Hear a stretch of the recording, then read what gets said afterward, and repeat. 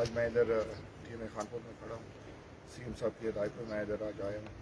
आज हम इधर जो ये बैग्स हैं, येलो बैग्स, हम प्रोविशन गवर्नमेंट की तरफ TMAs की तरफ डिस्ट्रीब्यूट कर रहे हैं मुख्तलिफ मलाजात में, मुख्तलिफ गाँव में जो हमारे TMA की जो रिस्ट्रिक्शन आती है उधर हम हर जगह ये बैग्स पहुँचाएँगे ताकि जो ये कुर्बानी की अलाशी हैं इनको एक जगह जमा करके और डंपिंग ग्राउंड्स में इनको डिस्पोज ऑफ किया जाए।